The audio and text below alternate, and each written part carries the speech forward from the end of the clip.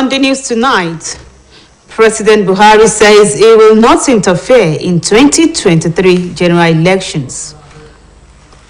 Federal government summons meeting with varsity councils, vice chancellors over ASU strike. Russia former president and last Cold War leader Mikhail Gorbachev dies at 91. Good evening and welcome to the major reports. Temi Tokwe Abukari is my name. President Muhammadu Buhari has promised that government will ensure Nigerians don't get intimidated or humiliated by those on positions of power during the 2023 general elections. While reflecting on current political happenings ahead of the election, during a meeting with governors of the ruling All Progressives Congress, the president declared that he will not allow any politician to intimidate Nigerians with their personal resources. Chairman of the Progressive Governors Forum and Governor of Kebbi State, Abubakar Atiku Bagudu, led members to the State House, Abuja. President Buhari also gave an assurance that his administration would ensure that eligible citizens vote for candidates of their choice and that people's votes would count during the next election. The president said APC, under his leadership, will continue to respect Nigerians and ensure that their votes count and that the people's voice matters in choosing political leaders at different levels.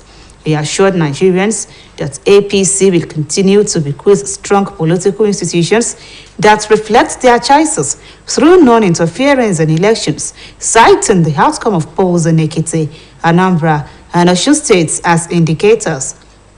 Recall that the president had earlier said he would only support candidates of his party, APC, in 2023.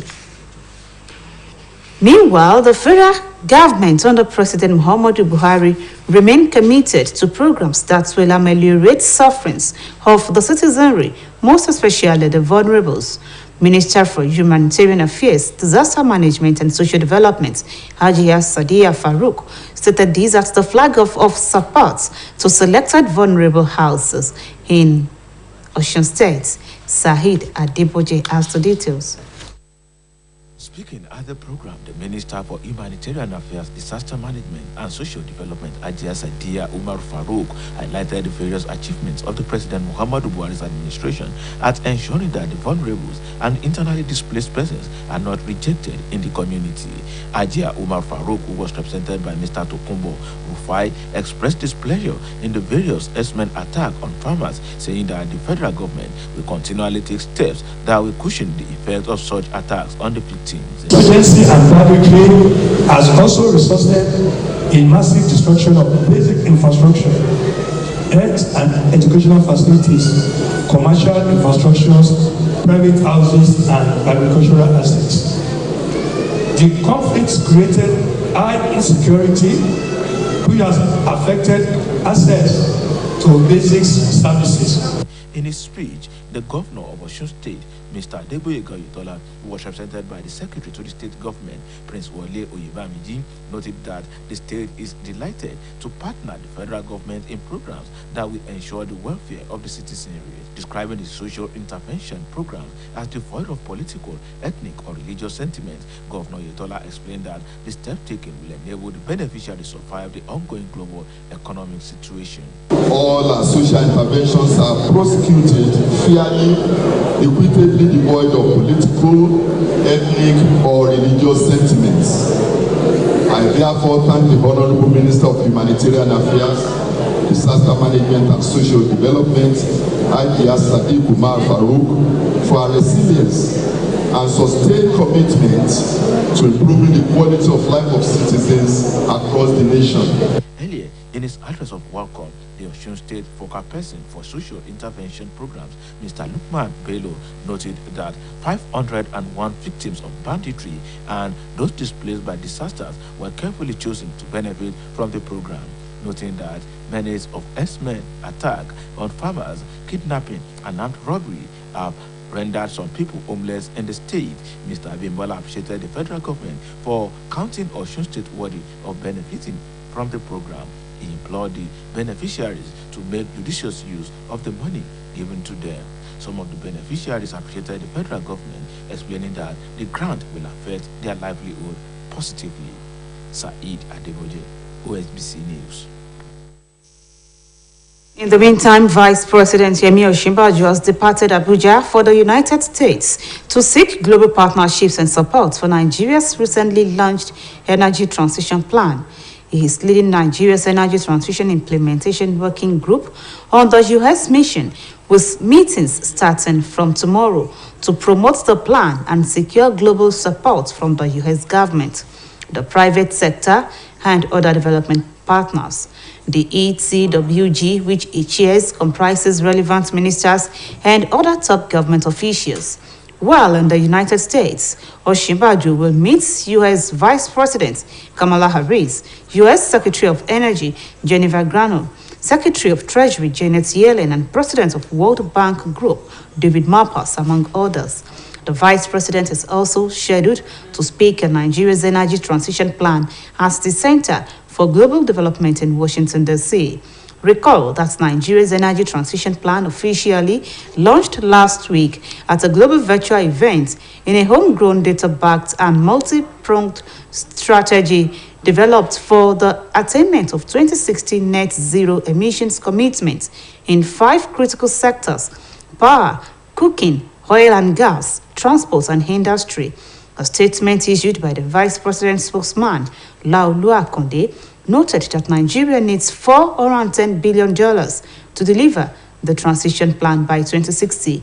It said, among other highlights, that the plan needs at least $10 billion per annum above business as usual spending for effective implementation. The Vice President's delegation to the U.S. includes the Minister of Finance, Budgets and National Planning, Zainab Ahmed, Minister of Works and Housing, Raji Babatunde Fashola, Minister of Power, Abubakar Aliyu, Minister of Environment, Mohammed Abdullah, among others. Also, the federal government has kicked off Project T-MAS, a technical and vocational education and training CVET program in Lagos to lift 100 million out of poverty by 2020. 7 pilot states listed for the scheme, including Lagos, Ogun, Edo, Enugu, Kaduna, Nasarawa, and Gombe, to empower 15,000 people. CVET has been approved by National Steering Committee on National Poverty Reduction with Growth Strategy, chaired by Vice President Yemi Osinbajo. Senior Special Assistant to the President on Education Intervention, Fela Bankolimo, and Lagos State Commissioner for Education, Mrs. Folashade Adefisayo, spoke at a media briefing as the Ministry of Education at Alausa in Ikeja. Reports say some of the skills to be deployed include information communication technology, tiling and stonework, solar installation, welding and fabrication, plumbing and fittings, domestic electrical wiring and installation, furniture works, beauty care and cosmetology, refrigeration and air conditioning repairs, and automobile, among others. The federal government has invited pro-chancellors, vice-chancellors, and chairmen of governing councils of federal universities to a meeting in Abuja next week as part of efforts to resolve the ongoing strike by the Academic Staff Union of Universities. The meeting was convened by the National Universities Commission, which stated that participants would review actions. I beg your pardon. The meeting was convened by the National Universities Commission, which stated that participants would review actions of the government on the strike. The letter inviting the heads of the universities to the meeting was signed by the NUC's Deputy Executive Secretary Administration, Chris Miyaki, and made available to newsmen today. This came to the fore as the strike by ASU entered the 198th day amid the decision of the university lecturers to declare a comprehensive industrial action. Stakeholders, particularly parents, have berated ASU and the government, lamenting that the future of the children is being toyed with. It would be recalled that ASU in February began the recent strike due to what it's described as failure on the part of the government to meet its demand. We now go on a short commercial break. Major Reports continues shortly. ọ̀fẹ́ ni o. Bẹ́ẹ̀ni. Ẹ kàn so NIN yín pẹ̀lú ohun ìpè Glo yín, òun ló bá tán lówó bá dé. Bẹ́ẹ̀ni. Ẹ̀dùnrànà báwo la ṣe máa so NIN number wa mọ́ òpó ìpè Glo line wa? Ó simple. Ìwọ testa 109 hash. Irú àwa tí a wà ní nọ́mbà ìdánimọ̀ NIN yìí rárá ń kọ́. Ẹ lọ sí ẹ̀ka ilé ìtajà Glo kẹ́ ẹ lọ fi orúkọ yín sílẹ̀ níbẹ̀. Òun lè bá ṣe lówó bá dé. Ẹ dákun, ẹ jọ̀wọ́, báwo lèmi náà yóò ṣe jàǹfààní káàdì ìpè $20,000 ọ̀fẹ́? Ṣé ẹ rí àwọn oníbàárà Glo tuntun? Àti àwọn tó ti wà ńbẹ̀ tẹ́lẹ̀tẹ́lẹ̀. Ǹjẹ́ ẹ mọ̀ pé gbogbo wa pátápátá òun la láǹfààní àti jẹ káàdì? Èmi náà mo ti gba $20,000 náírà.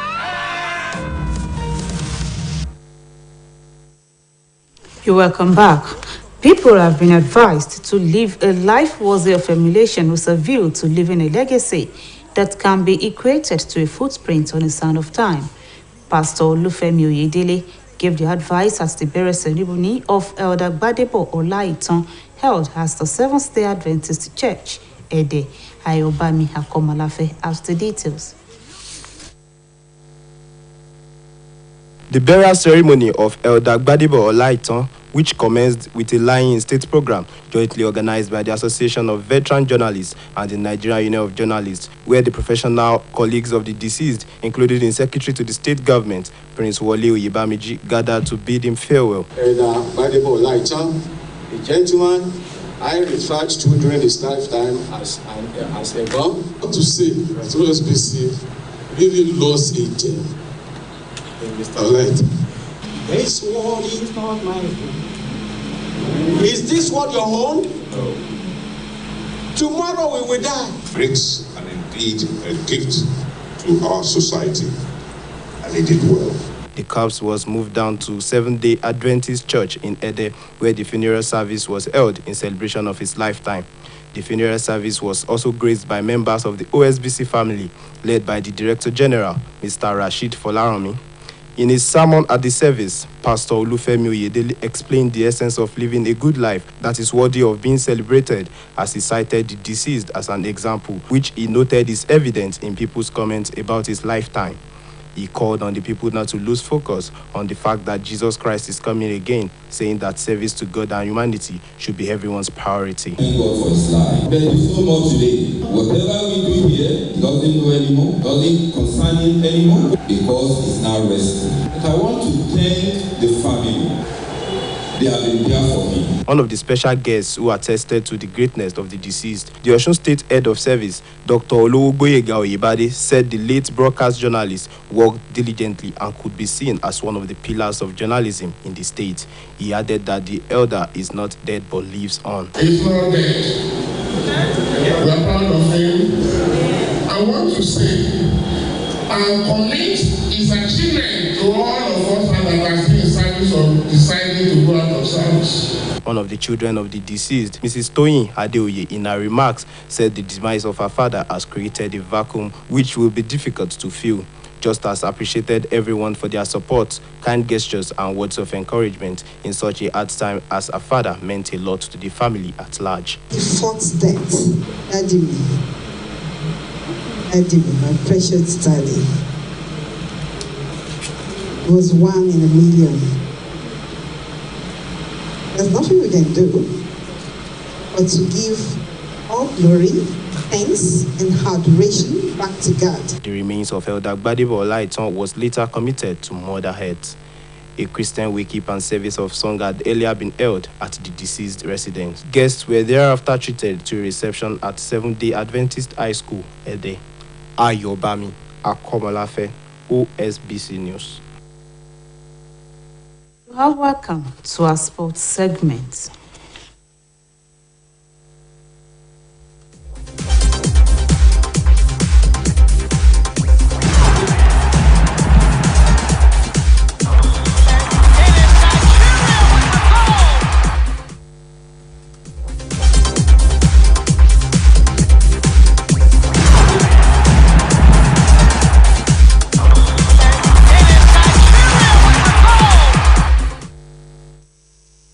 Wesley Fofana has moved to Chelsea in a deal worth €70 plus £5 million in hard-on.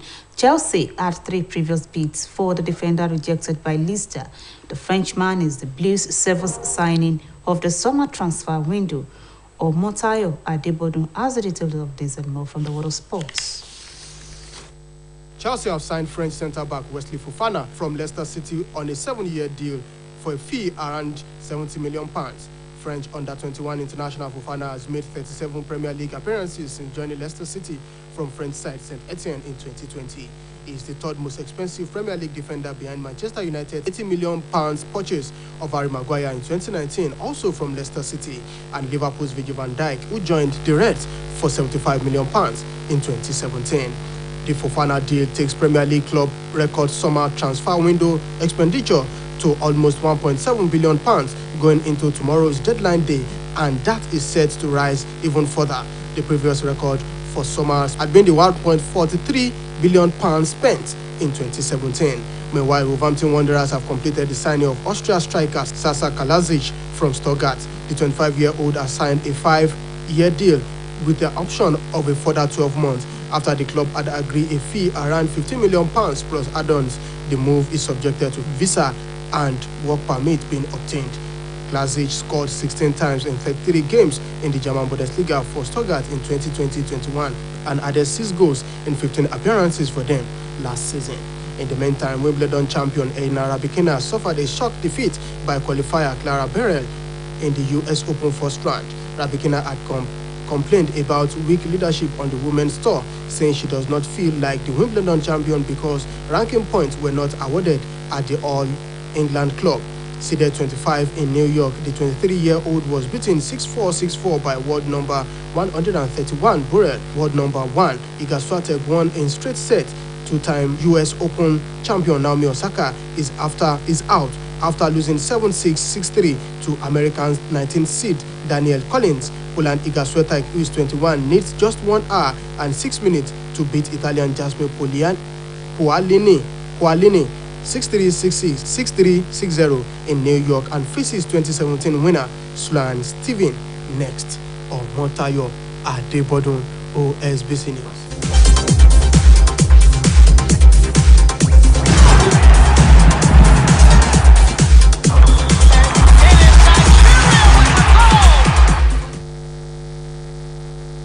Russian leader Mikhail Gorbachev, who spearheaded the chain of events that culminated in the demise of Soviet Union, has died at the age of 91. Onyechi Nwachinemere has the rest of this and more from our foreign desk. Opposition leader Raila Odinga, who is seeking the presidency for the 5th time, is contesting the result of a tight vote, after which the Election Commission chairman declared Deputy President William Ruto the winner, while 4 out of the 7 commissioners disowned the result. The situation has raised fears of possible violence, like the episodes after disputed polls in 2007 and 2017. Reports say Kenya is a key Western ally in an unstable region, and it hosts the regional headquarters of many global companies and organizations. Odinga's legal team lodged a case alleging that a team working for Ruto hacked into the election system and replaced genuine pictures of polling station results form with fake ones, thus increasing Ruto's share, but Ruto denied the allegations. The court will issue its verdict on those questions on Monday. Elsewhere, Mikhail Gorbachev, who changed the course of history by triggering the demise of the Soviet Union and regarded as one of the great figures of the 20th century, died in Moscow at the age of 91. Information has it that Gorbachev died at a central hospital in Moscow after a serious and long illness.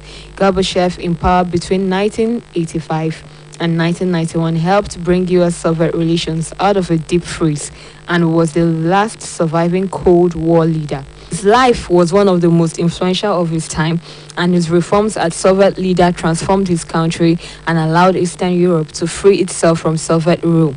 UN Chief Antonio Guterres praised Gorbachev as one-of-a-kind statesman who changed the course of history and did more than any other individual to bring about the peaceful end of the Cold War.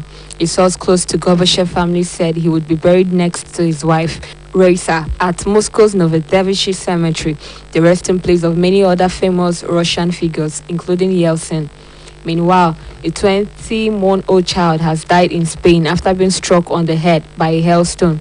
About 50 other people have been reported injured, ranging from bruises to bone fractures, from the freak 10-minute-long storm that hit the Girona region of Catalonia.